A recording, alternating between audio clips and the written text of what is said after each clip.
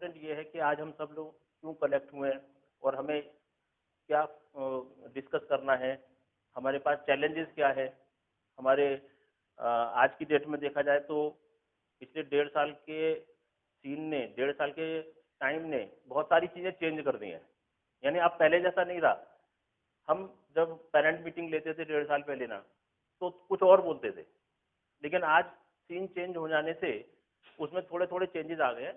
वो सब डिस्कशन करना बहुत ज़्यादा ज़रूरी है। कभी कुछ मिस्टेक हमारी तरफ से होती होंगी, कुछ प्रॉब्लम्स बच्चों की तरफ से होंगी, कुछ सेटिस्फाई होंगे, कुछ अनसेटिस्फाई होंगे, कुछ डिमांड होगी। क्या वो सब चल रहा है? और अपार्ट फ्रॉम ऑल, इन सब के अलावा क्या हमारी डायरेक्शन जिसमें हम जा रहे हैं हमारे टारगेट तक पहुंचने के लायक है या नहीं, ये भी इम्पोर्टेंट है। जैसे कि मैंने अभी रिकॉर्डिंग का बताया, रिकॉर्डिंग के बाद पता चलता है ठीक से रिकॉर्डिंग हुई ना हुई, फिर दोबारा करो। रिकॉर्डिंग है, हो जाएगी, 1 घंटे की बात है। लेकिन लाइफ, स्टूडेंट लाइफ खास तौर पे, ये तो कैरियर का सवाल है ना सर। अपने कैरियर के एंड में जाके अगर पता चले, 12वीं में जाके पता चले यार मैं ठीक से नहीं पढ़ा, we can not reverse that. हम थोड़ी ना वापस से 9th में आके अपनी पढ़ाई वापस से शुरू कर सकते हैं, सॉरी गलती हो गई, मुझे एक चांस और दो, ऐसा हो नहीं सकता ना। इसके लिए हमें टाइम टाइम पे इसको रिव्यू करना भी बहुत जरूरी है कि what is our target and where is our path. हमारा टारगेट किधर है और हमारा पाथ किधर है। तो चलो, सबसे पहले ना मैं एक कुछ लिखना चाहता हूँ, यहाँ पे बोल के आपको लिखना चाहता हूँ। आपने कभी सुना तो होगा ही कि पंखों से कुछ नहीं होता और हाँ हाँ, पंखों से कुछ नहीं होता, हौसलों से उड़ान होती है। इसमें एक चीज जोड़ना चाहते हैं हमारी तरफ से, इमारतें उन्हीं की ऊंची बनती हैं जिनकी नींव मजबूत होती है। ये सब इमारत तो बनानी नहीं है, देखो हम तो बात कर रहे हैं अपने टारगेट की। यानी टारगेट उन्हीं के कंप्लीट होते हैं जिनका फाउंडेशन मजबूत होता है। Foundation means what? जो कुछ हम पढ़ रहे हैं 8, 9, 10th में, that is called foundation. 11th 12th में जो पढ़ेंगे that will be the main course, main subject, main, इसको सब्जेक्ट कह सकते हैं कि जो हमको डायरेक्ट हमारे एग्जाम में आने वाला सब्जेक्ट, जिसे कहते हैं आईआईटी में हो या नीट में ऐसा हो। अब हम हैं 9th में, जरा ध्यान से समझ लीजिए। हम हैं 9th में और हमें अभी 10th 11th 12th और पढ़ना है, और उसके बाद हमारी जीवन की दिशा तय हो जाएगी। What is our direction? हमको डॉक्टर बनना है, अभी बनना क्या क्या है, हमें इंजीनियर बनना है आईआईटी से, या फिर नीट या एम्स, इससे बनना है हमको डॉक्टर। हम चार्टर्ड अकाउंटेंट बनना चाहेंगे, आईआईएम से एमबीए करके कुछ बढ़िया मैनेजमेंट में जाना चाहेंगे, नहीं तो हम साइंटिस्ट बनना चाहेंगे। साइंटिस्ट बनने के लिए हमें पता नहीं चलता, लेकिन केवीपीवाई नाम का एक एग्जाम देना पड़ता है। पता है क्या आपको? साइंटिस्ट कैसे बनते हैं ये किसी को नॉर्मली पता नहीं रहता, इसके लिए मैं बता देता हूँ। कुछ को पता रहेगा तो ठीक है, नहीं तो बाकी को तो आज पता चल ही जाएगा। ये है किशोर वैज्ञानिक प्रोत्साहन योजना, जो डायरेक्ट गवर्नमेंट ऑफ इंडिया की योजना है। इसमें क्या करते हैं ये कि एक एग्जाम लेते हैं केवीपीवाई का, 2 एक्स एंड जेड, 2 एग्जाम लेते हैं, 11th में और दूसरा 12th में। तो जो बच्चा इसको पास कर लेता है उसे बेंगलोर में आईआईएससी नाम के एक इंस्टीट्यूट में एडमिशन दिया जाता है, इंडियन इंस्टीट्यूट ऑफ साइंस। अब आप सोचोगे ये साइंस की क्या बात है, सब में तो साइंस ही है, मतलब आईआईटी हो, नीट हो, एम्स हो, ये सब तो साइंस तो है ही ना। लेकिन ये कैसे साइंस है? देखो, अप्लाइड साइंस है, अप्लाइड साइंस है। और यहाँ पे हमें पढ़ना है क्या? Pure science. There is a huge difference between these two type of sciences. IIT में अब कैसा है, देखो इंजीनियर बनना है तो हमको मालूम है कि जिस बेंच पर आप बैठे हो उसका स्ट्रेंथ क्या होना चाहिए, उस पर कितने वजन का कोई इंसान बैठ सकता है, उसको कितने गेज का एंगल चाहिए, कैसा उसको क्या क्या होना चाहिए। ये साइंस है, अप्लाइड साइंस। लेकिन वो एंगल बना है किस चीज से, उसको क्या प्रोसेस से गुजरना पड़ा है, that is called pure science. तो इन दोनों में अप्लाइड साइंस, यहाँ पे हमको प्योर साइंस। और आपको एक बात जान के बड़ी ताज्जुब भी होगा कि this is the top most institute in India. Top most मतलब अबव देन द आईआईटी। हम क्या सोचते, देखो आईआईटी सबसे ज्यादा रेपुटेड इंस्टीट्यूशन है अपने इंडिया में। क्या वर्ल्ड में भी उसका मेरे ख्याल से 100, 120, 130 नंबर है। लेकिन IISc का नंबर उससे ऊपर है, लेकिन उसमें ग्लैमर नहीं है। ग्लैमर, ग्लैमर मतलब समझते ना, मतलब सुनते ही इंसान को लगना है यार क्या बात है। कोई बोले कि मैं IISc में पढ़ता हूँ, अच्छा ठीक है पढ़ते होगे। कोई बोला मैं IIT में पढ़ता हूँ, क्या बात करते हैं IIT में पढ़ते तुम, अचानक देखने वाले का नजरिया बदल जाता। ग्लैमर है, क्योंकि उसका प्रचार ज्यादा है। कंपनी जो है ना IITians को तीसरे साल में ही अपॉइंट कर लेती। भाई 4 साल की इंजीनियरिंग होती, लेकिन तीसरे साल के एंड होते होते कंपनी कैंपस इंटरव्यू के माध्यम से डिफरेंट IITs में आती हैं, वहां से बच्चे को सेलेक्ट करती हैं और अगले साल आप पास होते ही हमारे पास आ जाना, कमिटमेंट कर देती हैं, ये आपकी सैलरी होगी, काम शुरू। कुछ कुछ कंपनी तो पढ़ते पढ़ते भी कुछ ना कुछ स्टाइपेंड मतलब सैलरी शुरू कर देती हैं, और सैलरी भी अच्छी बड़ी होती है, ऐसी छोटी मोटी नहीं रहती कि 5,000 महीने दे दिए, ना ना, दैट इज कॉल्ड स्कॉलरशिप। वो नहीं, वो सचमुच के सैलरी देना शुरू कर देते जो लाखों में भी हो सकती है। It is glamour of IIT, नाम ही काफी होता है। अब ये सब मैं इसलिए तो हम मीटिंग कर नहीं रहे कि हम इसकी तारीफ करूं। मैं देख रहा हूँ यहाँ हम है 9th में, 10, 11, 12 हमें और पढ़ना है, और 9th भी समझो छोटा मोटी कम ज्यादा बात करें तो आधा तो निकल ही गया, दिवाली आने वाली है। एक और क्लास होनी चाहिए थी, वो 8th, लेकिन अब ये लिखने से कोई फायदा नहीं, क्योंकि ये तो पास हो गई आपके जीवन से, अब वापस 8th कभी नहीं आएगा। ये 3 साल फाउंडेशन है, और ये 2 साल मेन।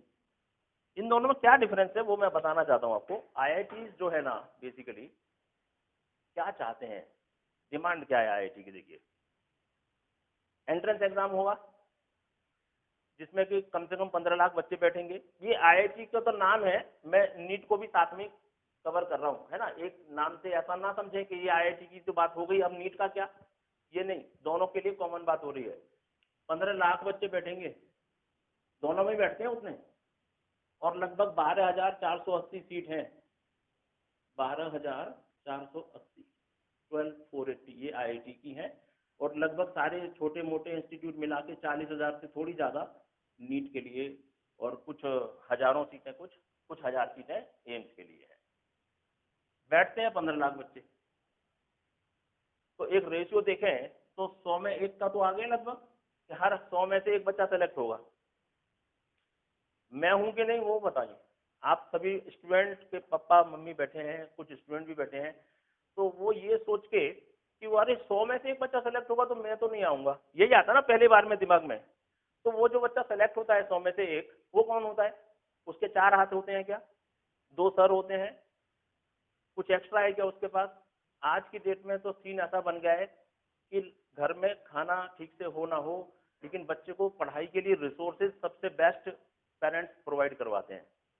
इस जनरेशन के लक देखो कि वो हर चीज उसको दे रहे हैं, अच्छा खाना, अच्छा पहनना, अच्छे स्कूल में एडमिशन, अच्छी ट्यूशन, और उसके ऊपर भी बच्चा जो कहे सो एक्स्ट्रा, ये बुक चाहिए वो बुक चाहिए।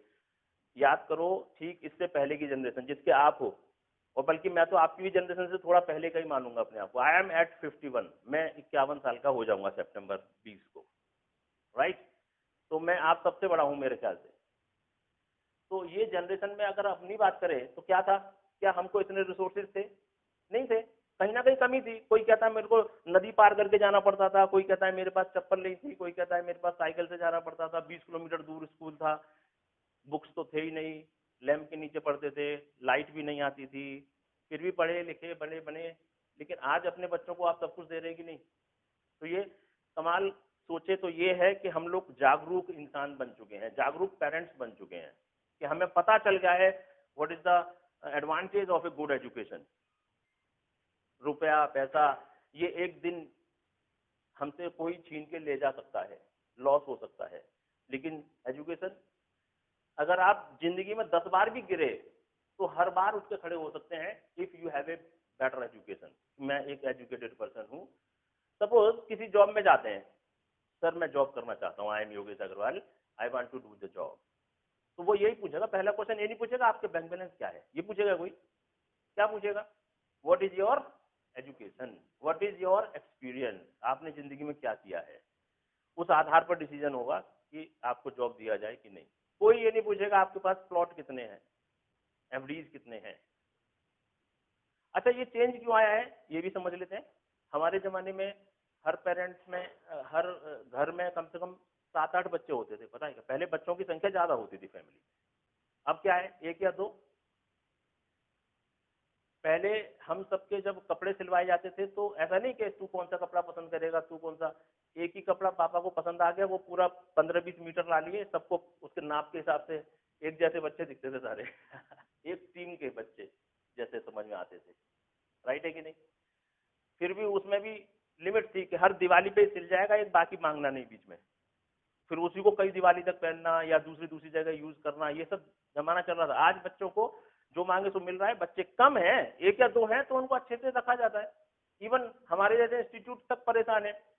बच्चों को अपन कुछ कह नहीं सकते, आधी बात भी कह दिए या डांट दिए, मारना तो छोड़ो, डांट भी दिए तो बच्चा कल से आना बंद, और वो जब आएगा तो मम्मी पापा को किसी को तो लेके आएगा, और पापा भी पूछेंगे कौन है जिसने मेरे बच्चों को मारा, डांटा।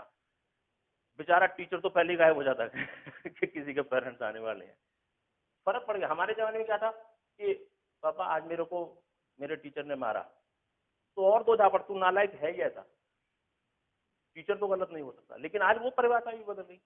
अपार्ट फ्रॉम ऑल, बच्चे भी होशियार हो गए। लेकिन हमारे जमाने में परसेंटेज क्या थी, 70% आ गए ना किसी के तो वो पूरे शहर का टॉपर। 60% पे तो भाई मिठाइयां बढ़ जाती थी, फर्स्ट आया है कोई, फर्स्ट आते थे 60% पे। कुछ दिन पहले एक बच्चे का फोन आया, पेरेंट्स का आया इनफैक्ट, कि सर जरा इस बच्ची से बात करो, बच्ची रो रही है मेरी।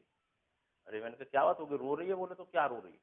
कि उसके मार्क्स कम आए हैं, इसके लिए वो रो रही है। तो मैंने कहा बात कराओ भाई। तो पूछा बेटा क्या बात है, क्यों कम आ गए मार्क्स, कितने मार्क्स आ गए? सर मेरे 95% मार्क्स आए हैं सिर्फ।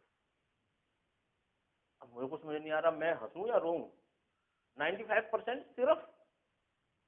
लेकिन अब समस्या क्या है, 95% सिर्फ क्यों हो गए? क्योंकि आज की डेट में साहू कॉलेज की अगर लिस्ट देखे तो 98% पे क्लोज हो रही है। आपने कल कुछ का फोन आए थे मेरे पास, साहू कॉलेज की भी लिस्ट लग गई है 11th की, साहू की, संत तुकाराम की, 97-98% पे क्लोज हो गई, तो 95% तो सिर्फ हो ही जाएंगे ना। अब सवाल ये है कि ये सब जो मैंने सीन बताया, इसमें से आउट ऑफ द वे हम क्या कर रहे हैं और हमें कहाँ जाना है, क्या ये सब हमसे रिलेटेड है? अच्छा, रिलेटेड तो आप सभी मान ही रहे हो ना, क्योंकि सबको परसेंटेज चाहिए, सबको अपने दोस्तों के बीच में बैठ के कहने में मजा आना चाहिए कि मेरे बच्चे ने 99% मार्क्स लिए। एक पिता का सीना कैसा चौड़ा होके बोलता है वो 5 लोगों के सामने। गलती पड़ोसियों की है, रिलेटिव्स की है, वो चैन से बैठने नहीं देते। अब आप जब भी कहीं निकलेंगे तो पहले पूछना और बच्चे के कितने परसेंट मार्क्स आ गए। उनको सिर्फ मार्क्स से चिंता है, और पेरेंट्स भी सिर्फ इसलिए या बच्चे भी सिर्फ इसलिए मार्क्स लाना चाहते हैं जिससे बाजू वाले अंकल को बता सके कि मेरे 99% आए। अगर कहीं आपके 90% से नीचे आ गए तो वो एक अलग ही प्रकार का सार्किज्म अच्छा 90 का लगता ही था तू नालायक है। पड़ोसी और रिलेटिव अपने को जीने नहीं देते, ये सबसे बड़ा कारण है ये। और हम खुद अच्छा महसूस करते हैं ना फ्रेंड के सामने बताने के लिए।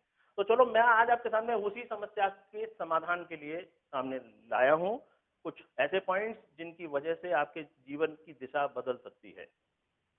कितनी बदलेगी वो हम लोग बैठ के बाद में तय करेंगे कैसे बदलनी चाहिए, लेकिन सचमुच क्या होना चाहिए वो आपके सामने देना है, राइट। एक बात अभी तय हो गई थी कि 12,480 और 40,000 स्टूडेंट सेलेक्ट होते हैं, जबकि हमारे पास 15-15 लाख की संख्या एग्जाम देने को बैठती है। अब सारे के सारे पेरेंट्स से अगर मैं सोचूं, पूछूं कि क्या हम इसमें जाने लायक हैं, और आईआईटी में चले भी गए तो आईआईटी या नीट यानी जितने भी मेडिकल कॉलेज है वो हमसे क्या डिमांड करते हैं, क्या चाहते हैं। तो देखो फाइनल प्रोडक्ट कैसा होना चाहिए, ये इंजीनियर बन गया एक बच्चा और एक ये डॉक्टर बन गया, ये फाइनल प्रोडक्ट बन गए आउट ऑफ द ऑल। तो क्या है, हमको समाज ये कहता है कि हम अच्छी बिल्डिंग्स बनाएं, अच्छे ब्रिजेस बनाएं, अच्छे बड़े बड़े वास्तु बनाएं, या फिर इलेक्ट्रिकल है तो नए नए अनुसंधान करें, इलेक्ट्रॉनिक्स से कंप्यूटर से तो नए सॉफ्टवेयर बनाएं, और ऐसे बनाएं जिनसे पूरे लोगों का जीवन सुधर जाए। एक डॉक्टर से क्या डिमांड है, कि डॉक्टर एक ऐसा जादूगर होना चाहिए कि जिसके पास जो कोई बीमार व्यक्ति आए तो वो उसके हाथ लगाने भर से ठीक हो जाना चाहिए, तभी तो जाएंगे ना हम डॉक्टर के पास।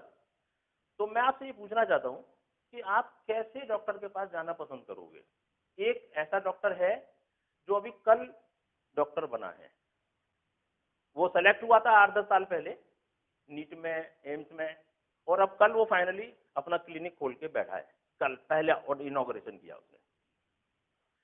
तो आप में से कितने ऐसे पेरेंट्स हैं जो उस डॉक्टर के पास अपने को चेकअप करवाने जाएंगे।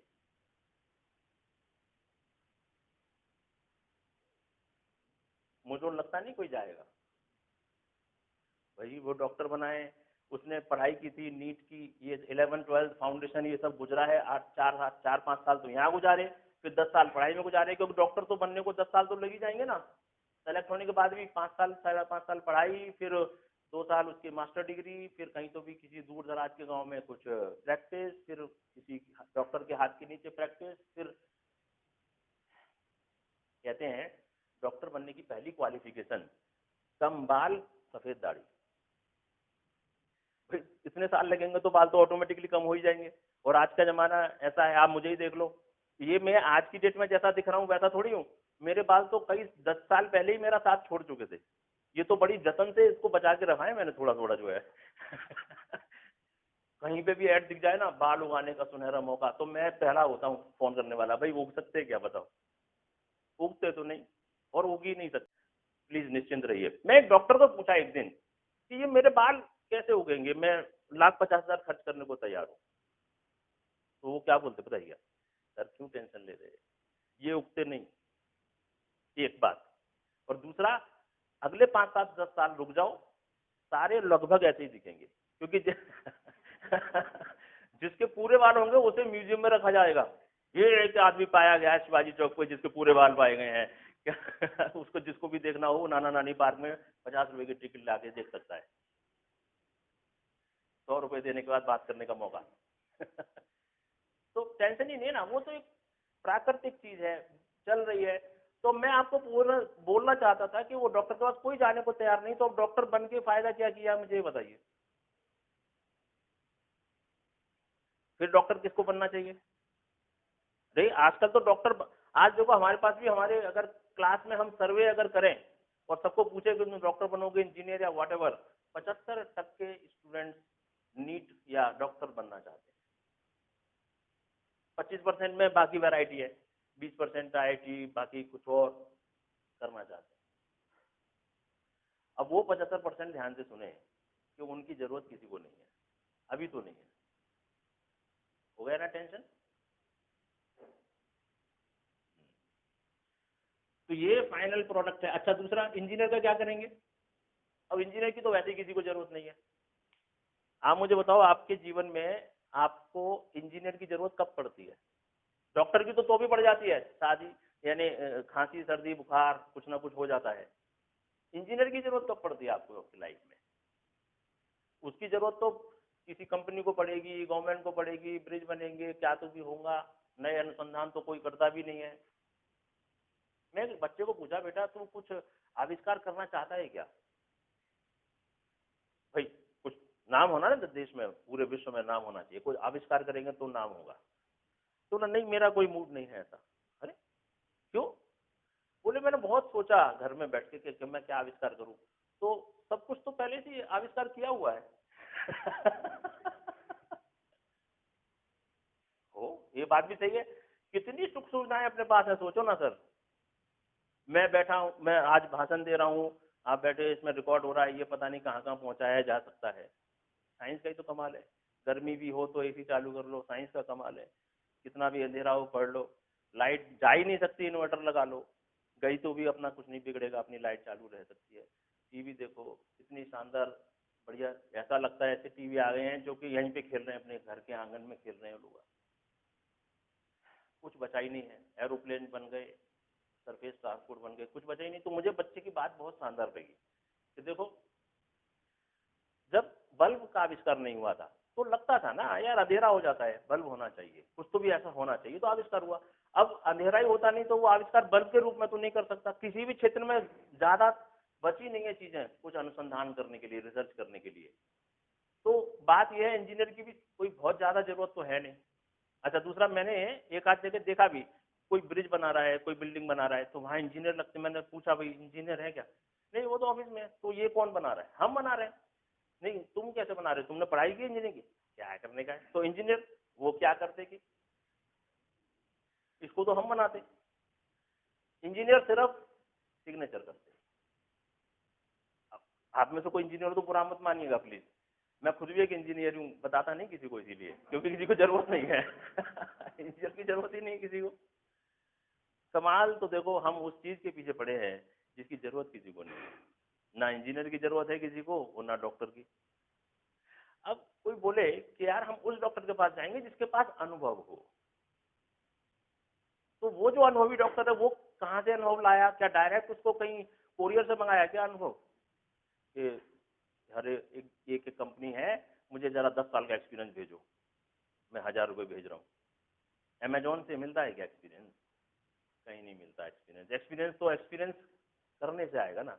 आप जितने ज़्यादा पेशेंट को देखेंगे, जितने ज़्यादा पेशेंट को खुश करेंगे, ठीक करेंगे, उनसे धीरे धीरे आपकी फेम बढ़ेगी और आप बनेंगे एक्सपीरियंस। तो इनिशियली हमको, सही बोले ना, किसी चीज़ की ज़रूरत नहीं पड़ती, फिर भी हम काम करते जा रहे हैं क्योंकि इसका एक और तरीका है जिसकी जिसकी वजह से हमारी पहचान बनेगी। वो जरूर बनेगी, लेकिन वो अब एंड में बात कर सकते हैं।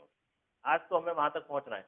अब मेरे ऐसा बोलने से कुछ लोग बहुत परेशान हो जाते हैं, इसके लिए परेशान ना हो, सबका भी सॉल्यूशन है, सबकी हमारी को जरूरत है, उसके बगैर कुछ हो भी नहीं सकता। चार्टर्ड अकाउंटेंट की जरूरत तुरंत है, सबको है। जीएसटी जब से आया है तब से बहुत ज्यादा बढ़ गई है। और आज की डेट में फाइनेंस ज्यादा है, प्लानिंग किसी के पास नहीं। फाइनेंस बहुत है, पैसा कमाते बहुत है, लेकिन उसको एडजस्टमेंट कैसे करना है वो चार्टर्ड अकाउंटेंट सिखाते। बड़ी बड़ी कंपनियां चलाने वाले आईआईएम वाले एमबीए हैं और रिसर्च करने वाले साइंटिस्ट हैं। तो ये सब ऐसे हैं। इनमें क्यों पहुंचना है, इसके पीछे भी एक और कारण बहुत बड़ा ये है कि अगर इन सब में पहुंच गए तो आपकी मिनिमम जो अमाउंट होगा इनकम का वो होगा 50 लाख रुपी पर ईयर, कम से कम आज की डेट के हिसाब से। देखो इतना तो आप पक्का कमाएंगे। 5 लाख रुपए पर ईयर का मतलब मोटा मोटी 5 लाख रुपए पर मंथ अप्रोक्सीमेटली है। तो इससे क्या हो गया, हमें फाइनेंशियल सिक्योरिटी मिल गई। फिर हम कभी भी पीछे मुड़ के देखेंगे नहीं। हमको अपने पूरे परिवार को ठीक से आगे चलाने की पूरी आज़ादी मिलेगी और फ्रीडम मिलेगी। कोई हमारे फाइनेंशियल किचकिच कुछ नहीं होगी। आज की डेट में पूरी तरीके से हम लोग एक एक समझे कैंची है, उसमें मुंडी हमारी ये फंसी हुई है, ये फाइनेंशियल प्रॉब्लम और हम मुंडी, बस ये कभी भी दबने वाली है। ये हमारी तकलीफें हैं। फीस भरना, अलग अलग हम जितने फेस्टिवल्स आते हैं उसको मनाना, घर की रिक्वायरमेंट्स अलग, बहुत कुछ है। तो इन सब से बचने का एकमात्र उपाय है फाइनेंशियल फ्रीडम, फाइनेंशियल सिक्योरिटी, और ये मिलती है सिर्फ एजुकेशन से, कुछ दूसरा तरीका नहीं है। अब आ जाते हैं मेन फोकस पे अपने। मुझे देखिए सर, मैं योगेश अग्रवाल, 51 ईयर्स एज का। मैं जब आपकी उम्र में था, जब मैं एक स्टूडेंट था, तो मैं बहुत बढ़िया एक स्टूडेंट था। मुझसे आगे निकलने वाला कोई नहीं, ना मेरी क्लास में, ना मेरे स्कूल में, ना मेरे शहर में। बहुत बढ़िया स्टूडेंट था। अब कोई कहता है ना हम बहुत बड़ी बड़ी फेंकूं नहीं कहीं, बताना नहीं चाहता था ये कि मैं कैसा स्टूडेंट था, लेकिन जो बताना चाहता हूँ उसके लिए यहाँ से ही भूमिका बनानी पड़ती है। तो मैं इतना ज़्यादा कॉन्फिडेंट एक स्टूडेंट था कि मुझे क्या लगता था कि इस दुनिया में कोई भी एग्जाम मेरे आगे टिक नहीं सकता, क्योंकि मैं एक शानदार स्टूडेंट हूँ, हर चीज़ ठीक से जानता हूँ, राइट। फिर आया एक दिन आईआईटी का एग्जाम, 12वीं पास हो गए, आईआईटी का एग्जाम आया। आईआईटी बनना एक सपना ही था पहले से ही, और जिसका डर था वही हुआ। एग्जाम में बैठे और मैं 15% मार्क्स भी नहीं ले सका। एक ऐसा स्टूडेंट जो हमेशा अपने क्लास में टॉप आया, हमेशा अपने स्कूल को टॉप किया, हमेशा अपने शहर में अपना नाम क्रिएट किया, लेकिन आईआईटी में क्या हुआ, वही 15% मार्क्स। मतलब मुझे बैठे बराबर पता चल गया एग्जाम पेपर देखते ही कि मेरा कुछ होने वाला नहीं है इसमें। तो मैंने वो सॉल्व करने में अपना टाइम वेस्ट नहीं किया, 2.5-3 घंटा जो बैठना था, 3 घंटे मैं बैठा तो जरूर 3 घंटे, क्योंकि अगर पहले ही उठ के चला जाता तो कचरा तो वहीं हो जाता, क्योंकि और लोग देखते, लोगों को तो बताने के लिए बैठना ही था। बाद में तो कुछ भी कह के पटा लेंगे, नालायक यहाँ IIT वाले मुझे जानबूझ कर मार्क्स नहीं दिए, मुझसे जलते हैं। आधे घंटे कोशिश की और 2.5 घंटे ये सोचने में लगाया अब क्या करें जीवन में, ये तो होने वाला नहीं है। और उस दिन ये तय किया कि अब ये चांस तो चला गया, मेरी परिस्थिति बड़ी खराब थी फाइनेंशियल उस समय भी, तो दोबारा चांस तो ले ही नहीं सकते थे। तुरंत ये था कि जल्दी से बनो और तुरंत कमाना शुरू करो, घर में कोई इंतजार कर रहा है। डिसीजन यही लिया कि जब अब बड़े हो जाएंगे, जब शादी होगी, बच्चे होंगे, तो उनको IITian बनाएंगे। अब 25 साल आगे की बात, और वो जिए। मिस्टेक क्या हो गई थी वो तो पता चल गई थी, उसको दूर किया, बच्चों के रूप में देखा, और दोनों बच्चे IITian बने। ये कोई नई बात नहीं है, आप सबको पता है। और आज मैं उसी इस फाइनेंशियल सिक्योरिटी के अंदर आराम से सांस ले रहा हूँ। मुझे उम्मीद है मैं 5-10 साल एक्स्ट्रा जीऊंगा, जितनी उम्र मैं लिखवा के लाया हूँ ऊपर से, उससे ज्यादा जीऊंगा। क्योंकि अब वो टेंशन खत्म हो गए ना कि बच्चे को कैसे बनाएंगे, क्या कहीं करेंगे, लाइफ में क्या है, सब कुछ गोल अचीव हो गए हैं ऑलमोस्ट। अब तो जो एनर्जी बची है वो आप जैसे बच्चों को देख के आगे चलना है, उनमें से नए नए और IITian, नए नए NEETian बनाने हैं और आगे चलना है। राइट। अब यहाँ पे वापस आ जाते हैं कि मेरे साथ क्या हुआ गलत जिसकी वजह से मैं नहीं बन पाया। राइट, वो देख लीजिए फटाफट। स्कूलों में क्या होता है स्टूडेंट्स, सारे स्टूडेंट्स सुने खासतौर पे, स्कूल में क्या होता है कि आपको 20 क्वेश्चंस दिए जाते हैं हर टेस्ट से पहले, और उनको आपको याद करना पड़ता है। 20 होंगे, 25 होंगे, 15 होंगे, कुछ भी हो सकते हैं। आप एक दिन पहले पूरी रात जग के उनको याद करते हो। मैंने देखा है बहुत सारे बच्चे एग्जाम देते समय पापा के बाइक के पीछे बैठते हुए कॉपी को देखते हुए जाते हैं, और उसमें से ही 5-6 क्वेश्चन आपको पूछे जाते हैं एग्जाम में, स्कूल में, वही सेम टू सेम। और उसको आप सॉल्व, आप ठीक से याद तो किए हुए हैं, आपने लिख देना है, और 20 आउट ऑफ 20 मार्क्स आ जाते हैं। यही बच्चा जब किसी कंपटीशन में बैठता है, कोई कॉम्पिटिटिव एग्जाम जब देता है, कुछ नहीं, होमी भाभा है जैसे 9th में, NSO है, IMO है, IJSO है, PMRO है, PRMO है, तो ये सब एग्जाम में उसके 50% मार्क्स से ज़्यादा 1% भी नहीं आएंगे। 40-50 ऐसे परसेंट मार्क्स आते हैं। किसी किसी बड़ा होशियार बच्चा होगा तो 55-60% आ जाएंगे। जो बच्चा 100% लेता था वो इन एग्जाम में 50% पे आ गया। क्या कारण बना? और जब बच्चों को पूछे कि बेटा तेरे मार्क्स कैसे कम आए, तू तो हमेशा टॉप में मार्क्स लाता है 20 आउट ऑफ 20, तो बच्चा क्या कहता है? आउट ऑफ सिलेबस पूछा गया। पेरेंट भी कुछ आगे बोल ही नहीं सकते। जब आउट ऑफ सिलेबस पूछा गया था तो बच्चे का तो भाई सरकार की गलती है, फिर तो बच्चे की तो कोई गलती नहीं है। लेकिन वहां हम ये भूल गए कि इसी एग्जाम में किसी ने 90% भी लिए हुए हैं, कोई 100% वाला भी हो सकता है, 95, 85 कुछ तो भी है जो टॉपर बने उस एग्जाम के। वो कहाँ से आए? उनको भी तो आउट ऑफ सिलेबस था, वो भी तो 9th क्लास के 8th क्लास के स्टूडेंट थे, लेकिन वो तो पूछा नहीं, क्योंकि ज्यादा क्रॉस क्वेश्चन करते हैं आज के जमाने में 9th और 10th के बच्चों से खासतौर पर, तो वो नाराज हो जाते हैं। पापा मुझसे क्रॉस क्वेश्चन कर रहे, पापा मेरे को भरोसा नहीं करते, माँ मुझको अपोज करती है, मेरा तो जीवन बेकार है, कल से मैं स्कूल नहीं जा रही, पढ़ाई बंद। इसको हमने 2 कैटेगरी में डिवाइड किया। इसको कहते हैं BSI और इसे कहते हैं हम CSI। ये है BSI मतलब बोर्ड सक्सेस इंडेक्स, और ये है कॉम्पिटिटिव सक्सेस इंडेक्स। ये आता है, ये 20 क्वेश्चन याद करने से। कॉम्पिटिटिव सक्सेस इंडेक्स आता है थोरो फंडामेंटल क्लियर कट स्टडी करने से। पूरी बात पढ़ो, समझो, कुछ भी याद मत करो। आप में से कुछ बच्चे बड़े अच्छे होंगे जो हर सेंटेंस याद कर सकते हैं, कई बार पढ़ने के बाद याद हो जाता है। तो मैं आपको बताना चाहता हूँ कि IIT में जब आप एग्जाम देने जाओगे, नीट में भी, चलो फिजिक्स की बात कर लेते हैं सिर्फ, फिजिक्स में अगर एग्जाम 12वीं के बाद देने जाना है तो आपके पास 598 फॉर्मूले याद होने चाहिए। आपको कितने फॉर्मूले याद होने चाहिए? 598। मानव सभ्यता में पूरी में ऐसा कोई स्टूडेंट आज तक नहीं हुआ जो पूरे के पूरे फॉर्मूले याद कर ले।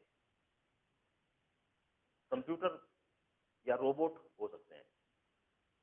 अब 598 नहीं हो सकते, आप कितने हो सकते हैं? किसी को 100 याद रहेंगे, किसी को 200 याद रहेंगे, इससे ज्यादा किसी को याद नहीं रह सकते फॉर्मूले। अब इसी पे टिकी हुई है आपकी IIT की सफलता। 100 का मतलब आपके 20% मार्क्स आएंगे, 200 का मतलब आपके 35% मार्क्स आएंगे। और कमाल की बात यह है कि जिसके भी 45% मार्क्स आ गए IIT में वो सेलेक्ट हो जाता है। जिसने भी 45% मार्क्स ले लिया IIT में, 100% थोड़ी चाहिए, 90, 80, 70 नहीं चाहिए। कितने परसेंट मार्क्स चाहिए IIT में सिलेक्शन के लिए? 45। याद कितना रहता है रटने वालों को? 20% से लेके 35% तक। कितने कितने बादाम खाए हैं उस आधार पर है ये। नहीं खाए तो भी 20%, बहुत खा लिए तो भी 35 से ज्यादा तो वैसे भी नहीं जाता। अब तो अफगानिस्तान का इशू आ गया है, बादाम वैसे भी महंगे हो गए। पढ़ा है ना हमने, ड्राई फ्रूट्स कॉस्टली होते जाएंगे। अब आपको समझ में आया कि क्यों IIT में सेलेक्ट नहीं होते? क्योंकि हमको बोर्ड सक्सेस इंडेक्स से निकल के आ रहे हैं हम लोग। हम एक ऐसे समाज में जीते हैं जहाँ पे 98% वाले को ही अच्छा समझा जाता है, 75% वाला तो बस पियोन बनेगा ऐसा लगता है। और आपको कमाल की बात और बताऊं तो आप आज के बाद हैरान होना बंद कर देंगे। IIT में सेलेक्ट होने वाले जितने बच्चे होते हैं उसमें से 100% मार्क्स लेने वाले 10वीं में वो मुश्किल से 3% होते हैं। कॉमनली IIT में सेलेक्ट होने वाले बच्चों का 10th का परसेंटेज 75% से 90% तक ज्यादा से ज्यादा, बस। क्योंकि ये बच्चे ना बोर्ड की पढ़ाई को देख के पढ़ाई नहीं करते, वो पढ़ाई करते हैं सिर्फ पढ़ने के लिए। उनको कंपटीशन के लिए पढ़ाई करनी है, IIT या नीट में जाना है, उस हिसाब से पढ़ाई करनी है। उसकी वजह से स्कूल की परसेंटेज उनकी कम आ जाती है, राइट। लेकिन उनका CSI बढ़ जाता है, ये कॉम्पिटिटिव सक्सेस इंडेक्स, ये बढ़ जाता है और इससे सफलता मिलती है। थोड़ा रिवर्स है, हम जो कुछ करते हैं उसका उल्टा है। अभी हमको क्या पढ़िए पता है क्या? स्कूल के मार्क्स कैसे मिले, और बनना क्या चाहते हैं? IITian। यानी हम अपना काम कर रहे हैं BSI पे, और सिलेक्शन कहाँ से हो रहा है? CSI से, जिसके ऊपर वर्क ही नहीं कर रहे। हमको अक्सर लोग कभी कभी कंप्लेन करते हैं, सर आप सिलेबस के बाहर पढ़ा रहे हो। मतलब ऐसा लगता है सिलेबस के बाहर पढ़ा रहे हो। क्यों लगता है पता है क्या? सुनिए जरा ध्यान से। अगर मान लो एक IMO का एग्जाम ले लें, इंटरनेशनल मैथ्स ओलंपियाड इसका नाम है, IMO, इसका एग्जाम करना है सपोज, तो पता है 8th क्लास के ही बच्चों को 9th और 10th के क्वेश्चंस पूछे जाते हैं। इस एग्जाम में 8th क्लास के बच्चे को 9th और 10th स्टैंडर्ड तक के क्वेश्चन पूछे जाते हैं। अब बताओ कर सकते क्या? नहीं कर सकते। तो 8th का बच्चा नहीं करेगा, और जब 9th में आ जाएगा तो उससे 10th और 11th के पूछे जाएंगे, 10th में आ जाएगा तो उससे 11th और 12th के पूछे जाएंगे। मतलब सारे के सारे नहीं, कम से कम 40%, 30% ऐसे क्वेश्चन यहाँ से पूछे जाते हैं। तो इसका मतलब क्या हुआ? हमारी पढ़ाई कैसी होनी चाहिए? It should be always +1, always +1 at least. वैसे तो मैं +2 कहना चाहता हूँ, लेकिन ठीक है, बहुत ज्यादा ठीक नहीं रहेगा, तो इसलिए +1। मैंने आपका बच्चा अगर 8th में है तो उसको पढ़ाई 9th स्टैंडर्ड जैसी होनी चाहिए। 9th में है तो अच्छा चलो एक काम करते हैं, यहाँ पे 10 बच्चे खड़े हैं, 1 2 3 4 5 अप टू 10, और आपको ये कहा जाए किसी एक बच्चे को सेलेक्ट करना है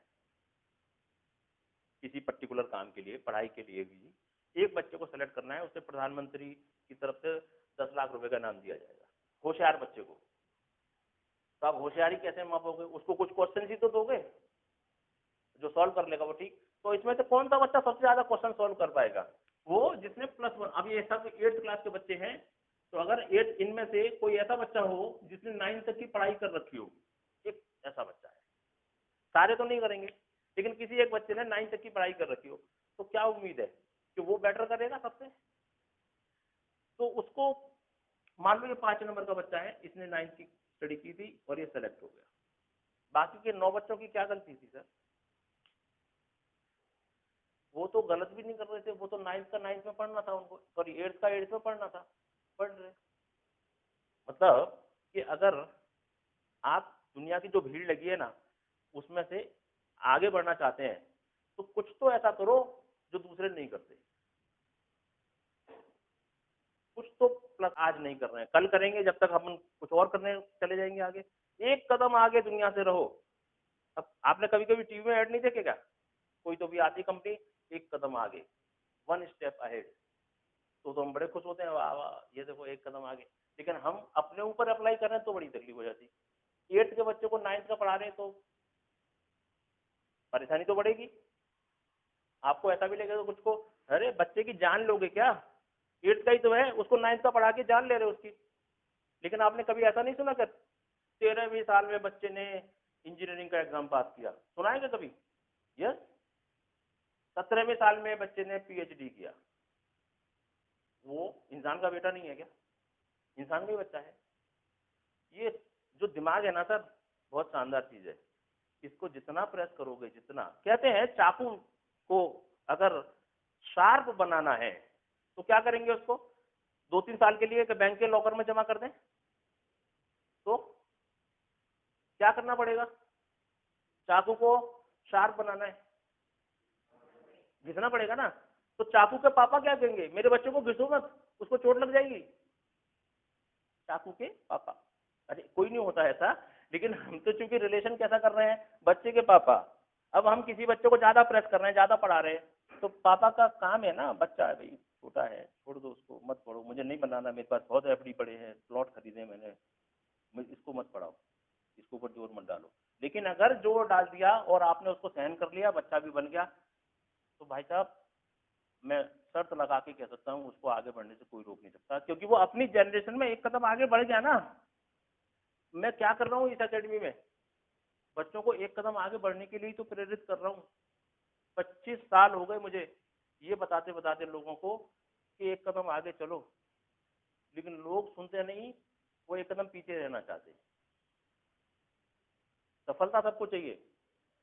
अरे आपने सुना नहीं क्या, नो गेन विदाउट, लेकिन पेन लेना कितने लोग चाहते हैं? सर हमें कुछ गेन करना है, पेन भी नहीं चाहिए। स्वर्ग जाना है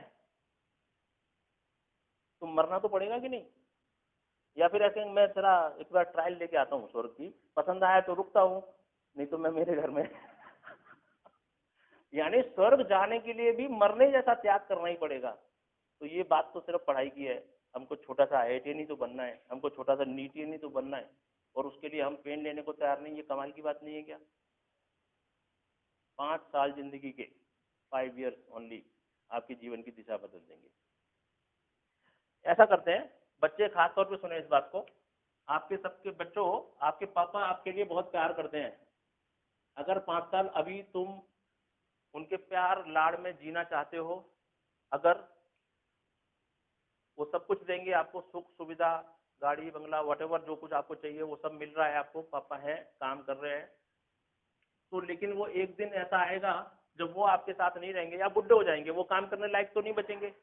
उस समय आपको करना पड़ेगा कि नहीं काम? लेकिन चूंकि आपको तो पापा ने काम करने की आदत ही नहीं डाली, पूरा अपने छत्र छाया में रखा है आपको, तो फिर आप उनको सहन नहीं कर पाएंगे बुढ़ापे में, और अपना जीवन भी जी नहीं पाएंगे, क्योंकि आपको आपके पापा ने काम करने की आदत नहीं डाली। तो देखो, 5 साल अगर आपने अभी मेहनत की, नाउ 5 years नाउ, तो 50 years का एंजॉय करेंगे आप जिंदगी भर।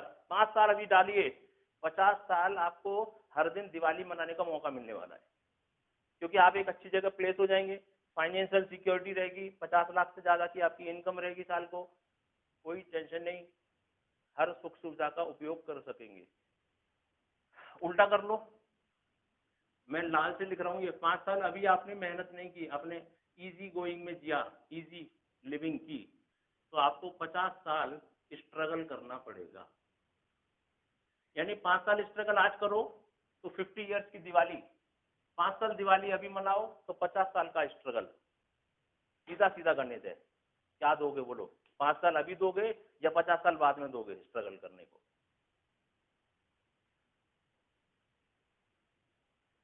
सबसे बढ़िया जो इक्वेशन तो यही लग रही कि 5 साल अभी स्ट्रगल कर लेते हैं, 50 साल मस्त जिएंगे। और नहीं, 5 साल अगर अभी आपने आसानी से जिए तो 50 साल तक शेयरिंग ऑटो में जाना पड़ेगा। शेयरिंग ऑटो समझते हैं ना, सड़क करके बैठे 2-3 लोग मिलके 5-5, 10-10 रुपए में जाएंगे। आप कभी कार का उपयोग नहीं कर सकेंगे, बड़े बंगलो नहीं ले सकेंगे, फाइनेंशियल सिक्योरिटी नहीं मिलेगी, अपने बच्चों को और अपने माँ बाप को अच्छी जिंदगी नहीं दे सकेंगे। ये सब काम चलते रहेंगे। Decision is in your hands. Parents के लिए भी यही, don't purchase plots, don't do FDs. अपने जीवन में जो कमाओ उसका 90% हिस्सा जब आप अंतिम प्रहर में पहुंचोगे अपनी लाइफ के, तो 90% अपनी संपत्ति का दान कर देना किसी चैरिटेबल इंस्टीट्यूट को। क्योंकि उस बच्चे को देके कोई फायदा नहीं जो उसको अगले 2-3 सालों में खर्च कर देगा, क्योंकि उसको कुछ बना तो है नहीं, वो उसको पैसा भी हैंडल करने तो आएगा नहीं, कोई तो भी उसको मूर्ख बना के ले जाएगा उसका पैसा। तो आप किसके लिए कमा रहे हो? एक। और दूसरा, अगर वो बच्चा लायक बन गया तो आप कितने भी एफडी और प्लॉट लेके रख दो, वो उसको कभी छुएगा भी नहीं, क्योंकि उसके पास तो खुद की फाइनेंशियल फ्रीडम रहेगी। तो अगर आप में से कुछ बच्चे आज 5 साल देना चाहते हैं तो तैयार रहिए, एक सुनहरा जीवन आपका इंतजार कर रहा है। अब कुछ चीजें आपके काम की मैं तुरंत बता देता हूँ, जिससे कि ये बात और आगे ना बढ़ जाए। सुनिए ध्यान से। 11th, 12th और 9th, 10th 2 फेज हैं अलग अलग। आज आप 9th में हो, इसलिए 9th, 10th और 11th, 12th की फेज की बात समझ लो अच्छी तरीके से। 11th, 12th के फाइनल एग्जाम में, मतलब वो एग्जाम आईआईटी और नीट का जब होता है, तो उसमें ज्यादा से ज्यादा न्यूमेरिकल क्वेश्चन सॉल्व करिए। आप करने पड़ेंगे तब न्यूमेरिकल, कब करने पड़ेंगे? 11th एंड 12th में। और न्यूमेरिकल से आते हैं आपको किसी भी एंट्रेंस एग्जाम में। 9th, 10th में क्या करना पड़ेगा फिर? 9th, 10th में आपको अप्लाइड साइंस और अप्लाइड मैथ्स के बारे में पढ़ना है। अप्लाइड साइंस और अप्लाइड मैथ्स जितने भी कॉम्पिटिशन है उसके अंदर, यानी न्यूमेरिकल्स कम, थ्योरेटिकल बेस्ड फैक्ट के ऊपर आधारित क्वेश्चन ज्यादा आएंगे। फैक्ट के ऊपर आधारित मतलब सीधा सीधा आंसर होगा उनका। न्यूटन थर्ड लॉ क्या देता है? ये देता है। फर्स्ट लॉ से क्या मिलता है? ये मिलता है। मोमेंटम क्या होता है? ये होता है। और छोटे मोटे क्वेश्चन, राइट, जिसे हम फंडामेंटल्स कहते हैं। तो 9th, 10th पूरा फंडामेंटल्स पर चलता है और इसी फंडामेंटल पे आगे न्यूमेरिकल सॉल्व होते हैं। जिसका फंडामेंटल्स डूब गया उसका 11th, 12th तो पक्का डूब गया। इसके लिए 9th, 10th की बहुत जरूरत है। दूसरी इंपॉर्टेंट बात क्या है कि आपको ना हर चैप्टर के ऊपर कम से कम 500 क्वेश्चन करने चाहिए। 500 क्वेश्चन हर चैप्टर के।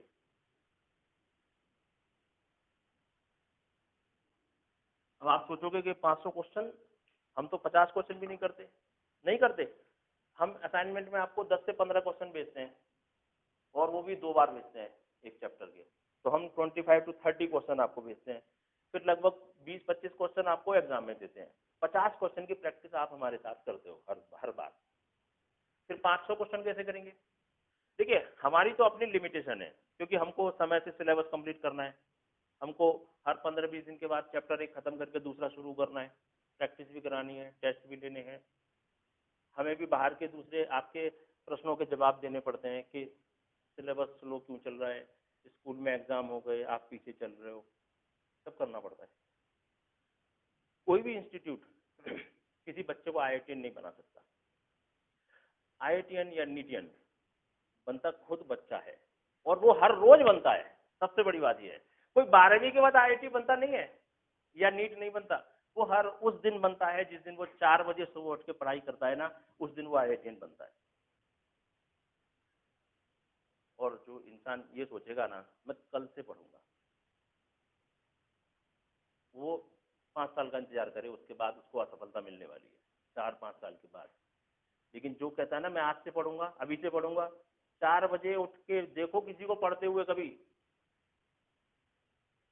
आईआईटीएन पढ़ रहा है ऐसा समझ लेना, नीटियन पढ़ रहा है, वो बनेगा बेशक उसके ऊपर ठप्पा 4 साल बाद लगेगा, लेकिन वो बन उसी दिन गया जिस दिन वो 4 बजे उठ के पढ़ना शुरू किया, या फिर रात को 2 बजे सोना शुरू किया। उल्टा भी। देखिए, 2 प्रकार के लोग हैं इस दुनिया में। जो देर तक पढ़ना चाहते हैं, एक वो, और एक वो जो सुबह उठ के जल्दी पढ़ना चाहते हैं, रात को जल्दी सोते हैं। मैं दूसरा प्रकार का प्राणी था हमेशा, जल्दी सोना और जल्दी उठना, ये मेरा तरीका था। लेकिन मेरे बच्चे मेरे उल्टे निकले, वो देर तक सोते थे और देर तक जगते थे। बात तो एक ही है ना, मतलब तो वो है ना, नंबर ऑफ आवर्स कितना पढ़ाई कर रहे हो, चाहे सुबह उठ के करो या वो तो आपकी बॉडी के ऊपर डिपेंड करता है, आपकी बॉडी कैसे सूट करती है आपको। तो जिसको कभी 2 बजे पढ़ना देख लिया ना सर आपने, तो समझ लो फ्यूचर का एक सक्सेसफुल पर्सन वो सीट पर बैठा है। या जल्दी उठ के पढ़ते हुए देख लो, उस दिन बनेगा। किसी को जरूरत नहीं है ये बनने की।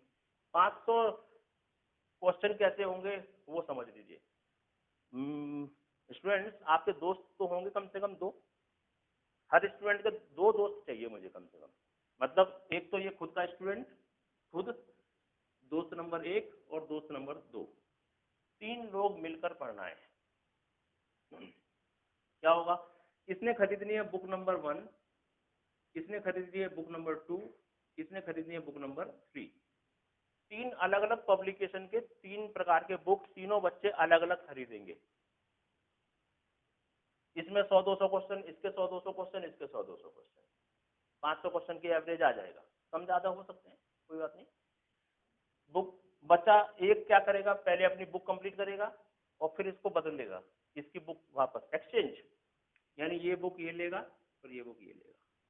या फिर उल्टा कर लो, ये बुक लेगा ये और इसकी बुक लेगा ये और इसकी बुक लेगा ये, ऐसा।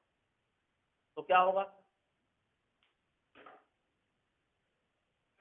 3 प्रकार की बुक्स करने की आदत हर चैप्टर के ऊपर आपकी पढ़ने वाली है। अब आप में से कुछ पेरेंट्स और बच्चे ऐसे सोचेंगे, मैं क्यों 2 बच्चों को साथ लूंगा, मेरे पिताजी ज्यादा अमीर हैं, हम तो तीनों प्रकार की बुक्स खरीद सकते हैं। यस, और ये बहुत मामूली बात है भाई। 500 रुपए की, 500 रुपए की माने तो 1500 में तो तुम्हें बुक आ जाने वाली है। लेकिन वो नहीं चलेगा, नहीं चलेगा वो फाइनेंस की बात ही नहीं है। बात पता है क्या है, बात ये है कंपटीशन की। ये 3 बच्चे कंपटीशन करेंगे एक दूसरे से। ये जब कंप्लीट कर लेगा और जब इस बच्चे के घर पहुंचेगा कि मैं बुक एक्सचेंज करने आया हूँ, तो ये बच्चे ने अगर बुक कंप्लीट नहीं किया है अपने वो चैप्टर, तो ये देगा नहीं, ये देगा नहीं। लेकिन इसके घर पे जब पता चलेगा कि देख तेरा दोस्त, सबसे ज्यादा मार तभी लगती है बच्चों की जब उसका दोस्त कुछ अच्छा करता है। देख नालायक, तेरे को हमने सब कुछ दिया लेकिन देख वो उसने कर लिया और तू रह गया, बात ही नहीं मार लगेगी। तो इसके ऊपर प्रेशर आ जाएगा, ये बेचारा हाथ जोड़ेगा, पैर छुएगा इसके कि तू बेटा कुछ कह मत मेरे माँ बाप से, मैं कल तक कंप्लीट करके देता हूँ, तभी तो बदलेगा, कंप्लीट करेगा। ये चाहिए मुझे कंपटीशन, मार लगनी चाहिए आपकी काम ना करने पर घर से। पेरेंट्स तो देखो वैसे तो आपको सब कुछ देंगे, लेकिन गलती से भी आपका दोस्त आगे निकल गया तो आपकी जान ले लेंगे और आपको वो कई सालों तक ताना मिलेगा। पेरेंट्स को भी जानता है, देखिए मैं खुद एक पिता हूँ, मैं मेरे अंदर भी जलन होती है, ईर्ष्या होती है जब मेरे बच्चे का कोई दोस्त आगे निकल जाता है। ये ह्यूमन का स्वभाव है, इंसानी स्वभाव है, मानवीय स्वभाव है, कुछ बड़ी बात नहीं है। तो ये प्रेशर चाहिए तब जाके ये घूमेंगी किताबें। तो एक तो कम पैसे में भी काम हो रहा है, ऊपर से कंपटीशन हो रहा है, 3 बच्चे एक ग्रुप में आगे बढ़ रहे हैं। दूसरी बात टीचिंग। सब बच्चों को टीचिंग करनी चाहिए।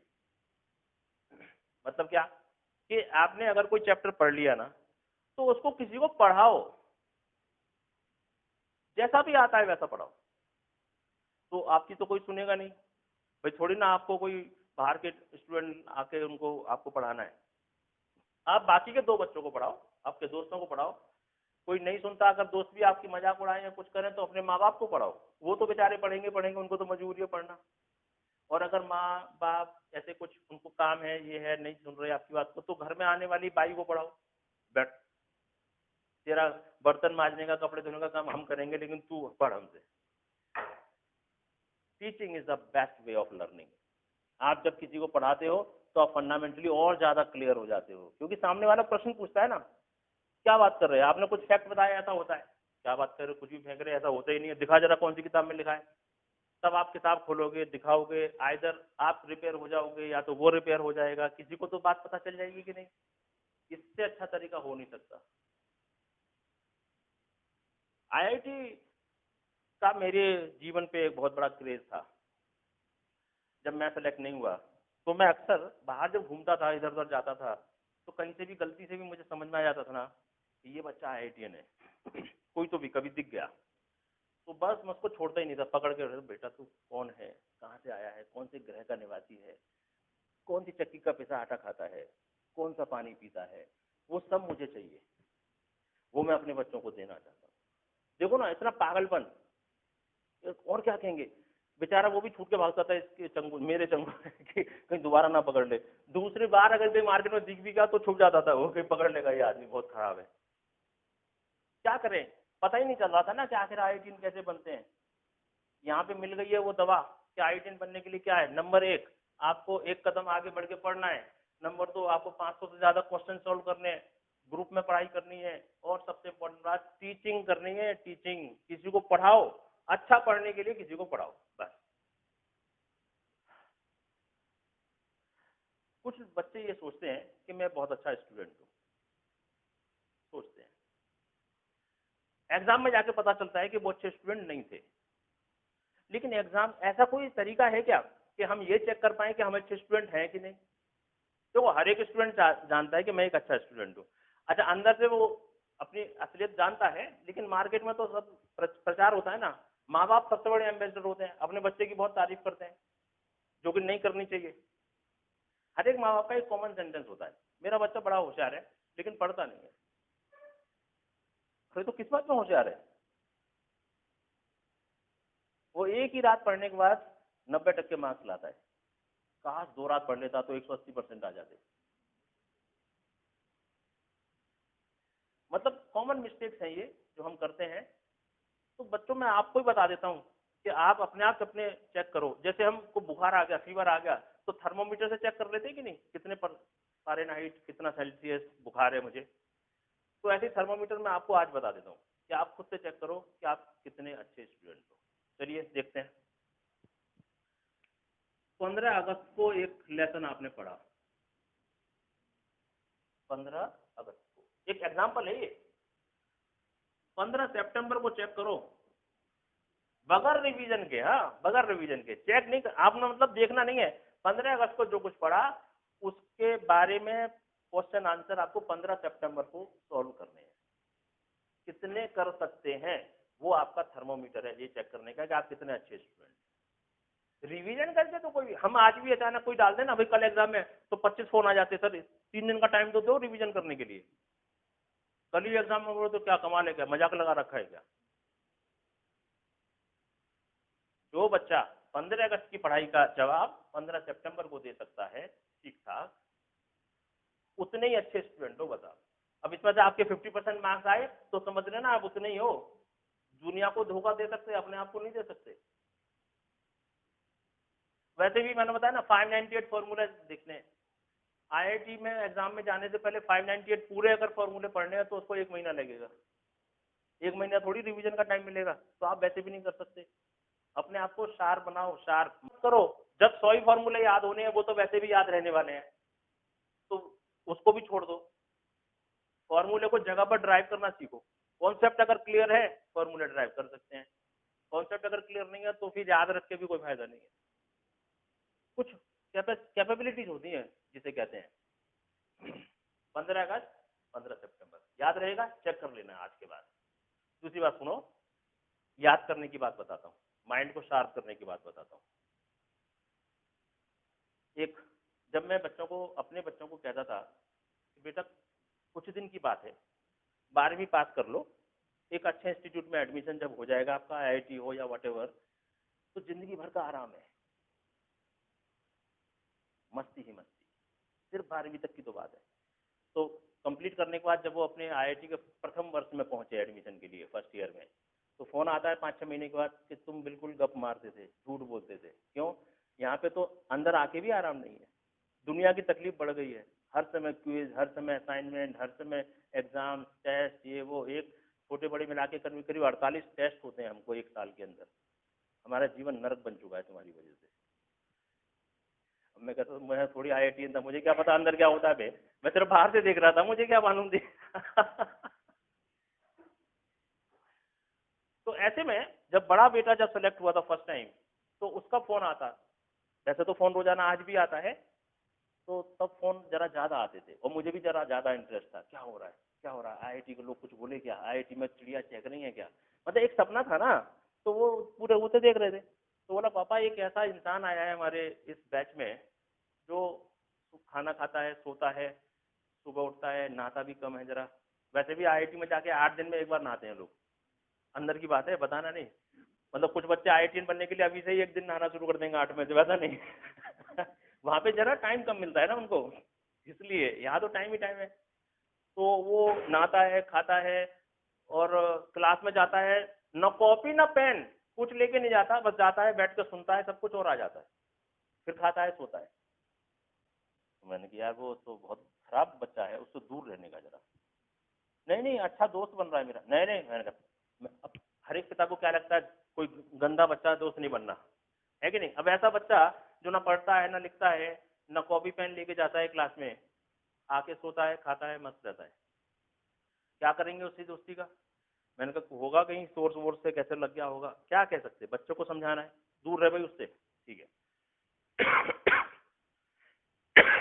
6 महीने का पहला जब सेमेस्टर एग्जाम हुआ, तो उसका फोन आया, अरे कमाल हो गया, क्या, वही बच्चा फर्स्ट आया है, 400 बच्चों में पहला नंबर आया उस बच्चे का, जो खाता है, पीता है, सोता है और बगैर किताब कॉपी के क्लास में जाता है।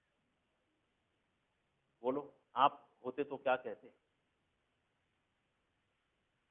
तो मैंने कि भाई ये तो कमाल हो गया, पूछ उससे जो कह रहा था कि उसके पास मत जा, जा उसके पास, देख क्या करता है वो, क्या उसका है, तू जरूर धोखे में है, वो चुपके से पढ़ता होगा, तेरे को नहीं समझ में आ रहा, जब तू सो जाता होगा तब वो उठता होगा, पढ़ता होगा नहीं। वो पूरे 4 साल तक आईआईटी में टॉपर बना रहा, हर क्लास में, हर एग्जाम में, हर बार टॉपर बना रहा वही बच्चा, और कभी भी किताब कॉपी लेके नहीं गया पूरे 4 साल में। कमाल देखिए, यानी उसने हर वो क्वेश्चन भी सॉल्व किया जो आईआईटी के टीचर को भी नहीं आता होगा मे बी, तो भी उसकी मदद से वो सॉल्व करते थे।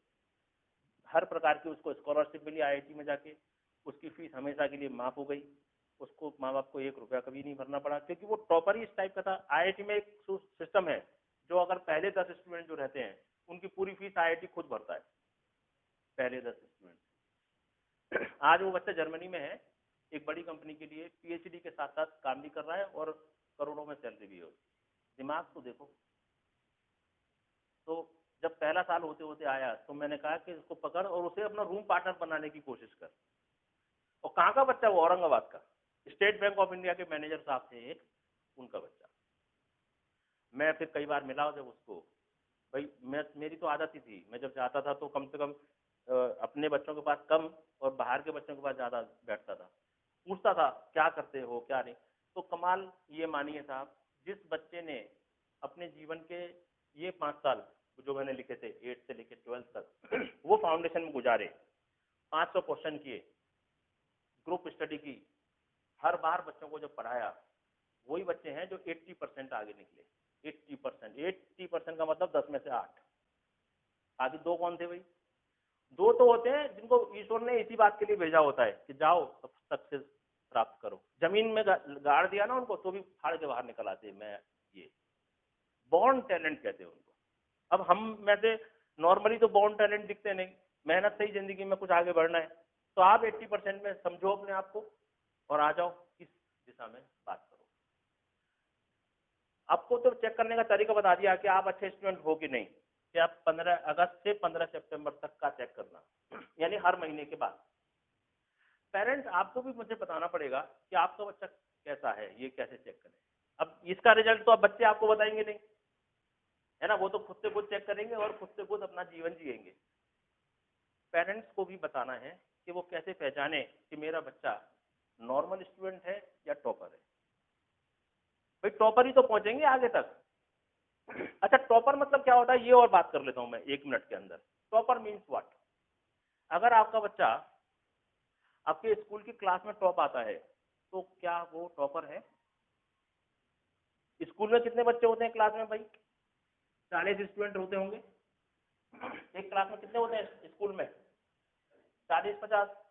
अगर इसमें कोई फर्स्ट आया बच्चा तो वो क्या टॉपर बन गया? नहीं, वो सिर्फ 40 बच्चों का टॉपर बन गया। अच्छा, IIT में तो 15 लाख बच्चे बैठ रहे हैं, तो हमें तो 15 लाख की सोचनी पड़ेगी। दूसरा देखते हैं, टोटल स्कूल की बात करो, स्कूल में अगर कोई टॉप आता है तो क्या 400 बच्चों में टॉपर है, 400 बच्चों में टॉप हो गया, यानी उस क्लास के 400 बच्चे होंगे, 10 सेक्शन होंगे, समझो ना, 40-40 बच्चों के 400 का एक, तो ये 400 का टॉपर है। डोंट अंडरस्टैंड कि मेरा बच्चा टॉपर है। टॉपर मीन्स व्हाट, किसी एक पर्टिकुलर लेवल पे जाके टॉपर बनना। शहर में देखें तो सिटी में ऐसे 10 स्कूल होंगे, तो 10 इंटू 400 कितने हो गए, 4000।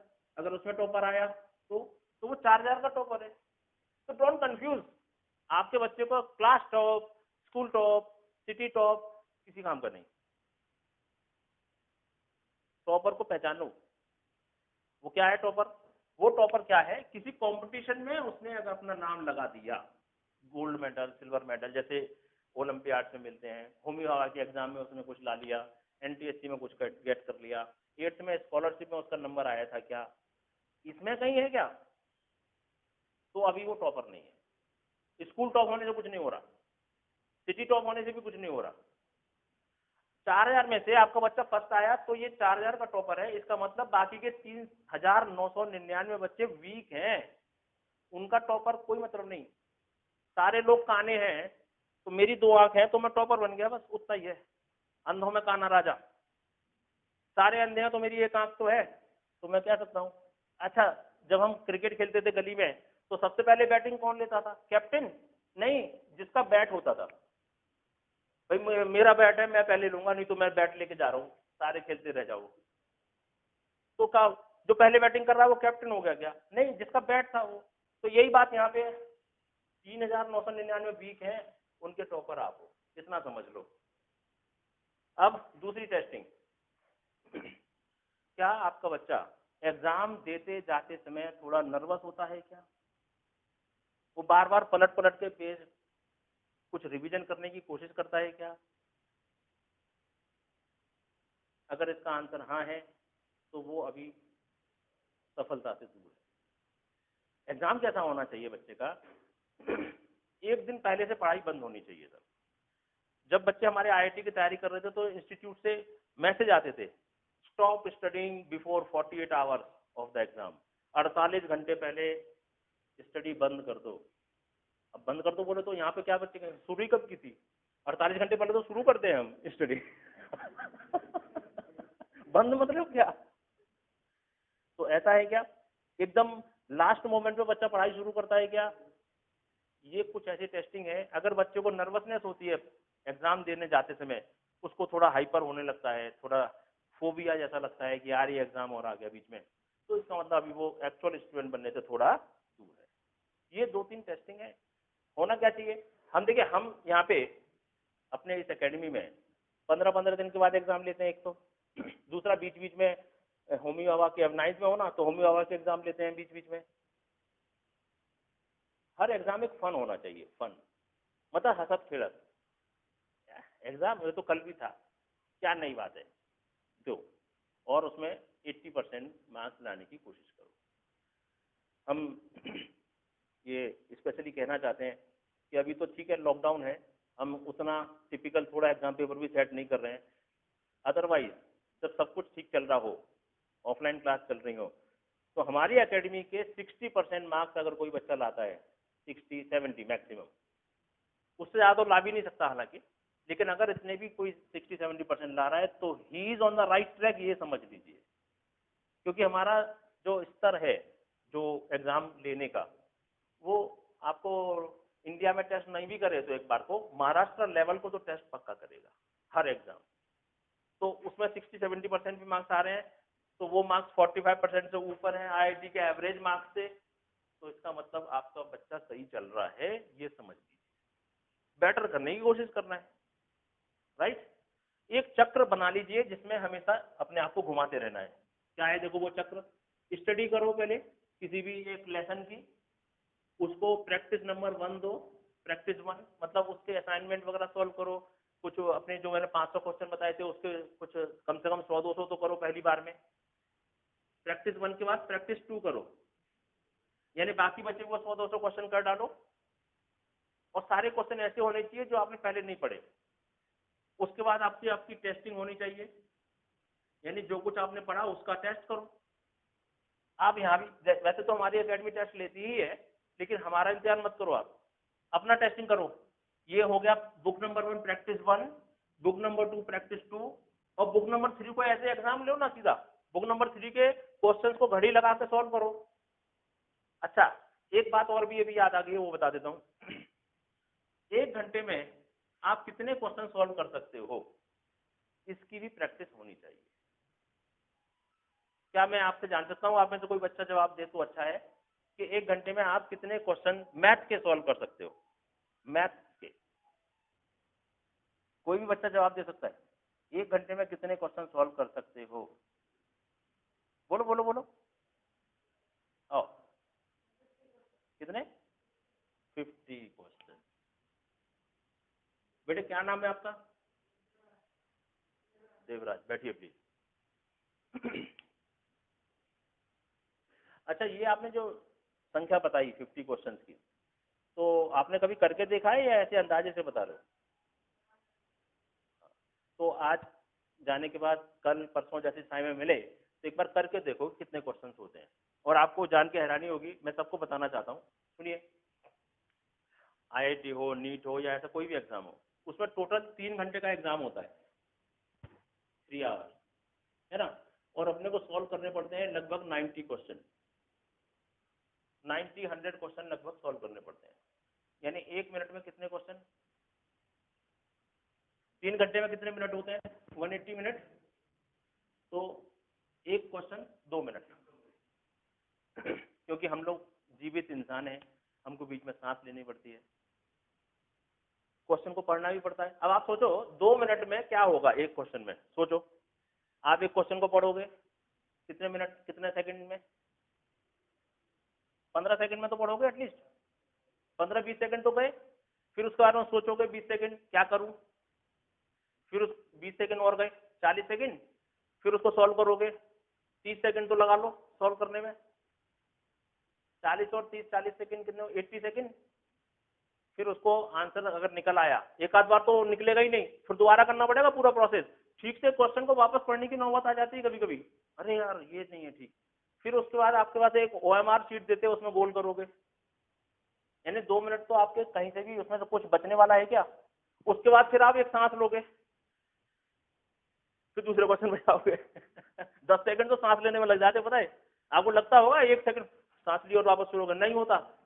सांस लेने के बाद जरूरत दिखता है बाकी लोग क्या कर रहे हैं, फिर शुरू करता है।